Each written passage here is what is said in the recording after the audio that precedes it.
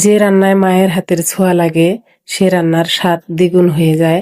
আসসালামু আলাইকুম, কেমন আছেন আমার প্রিয় ভাই ও বোনেরা?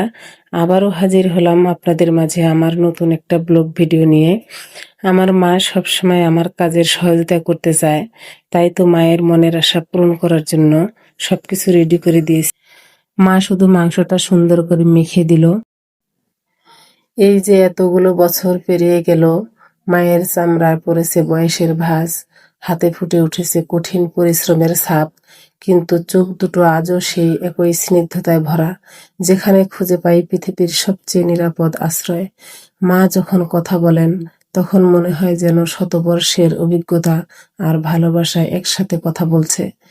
তার প্রতিটি নিঃশ্বাসে জড়িয়ে আছে আমাদের জন্য নিঃস্বার্থ ত্যাগের গল্প। আমাদের জীবনে মায়ের উপস্থিতি হলো এক নীরব আশীর্বাদ। আজকের এই ভিডিওটি আমার সেই বয়স্ক মাকে উৎসর্গ করা। মায়ের উপস্থিতি, তার ছোট ছোট কাজ আর তার মুখের হাসি, এই সব কিছুর মাঝে যে অপার শান্তি লুকিয়ে আছে, সেটাই আপনাদের সাথে ভাগ করে নিতে চাইলাম। আগের দিনের মানুষগুলো কিন্তু কখনোই প্রেসার কুকারে রান্না করেনি, তাই আমার মা প্রেসার কুকারের ঢাকনা কিভাবে লাগাতে হবে তা কিন্তু জানে না।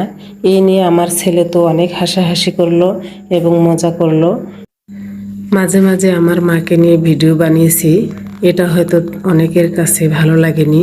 যাদের কাছে ভালো লাগেনি আমি তাদের উদ্দেশ্যে বলছি, আমিও কিন্তু আমার মায়ের মেয়ে, আমার পুরো অধিকার আছে আমার মায়ের উপরে। তাই যাদের ভালো লাগেনি তারা আমার ভিডিওটা দেখবেন না। অযথা অনধিকার চর্চা করা একেবারেই ঠিক না। এদিকে আমার মা তো কিছুতেই ঢাকনাটা লাগাতেই পারছে না। এই নিয়ে তো আমরা সবাই মিলে অনেক হাসাহাসি করছি। মা বলছে যে তোমাদের কলিকালের যুগ, তোমরা অনেকেই অনেক কিছুই পারো, আমি আগের মানুষ, আমি তো এগুলো দেখিনি কিভাবে এটা করব। তবে যাই হোক, আমার মায়ের এই ভিডিও আপনাদের কাছে কেমন লেগেছে একটু জানাবেন। আর সবাই আমার এই ছোট পরিবারের পাশে থাকবেন।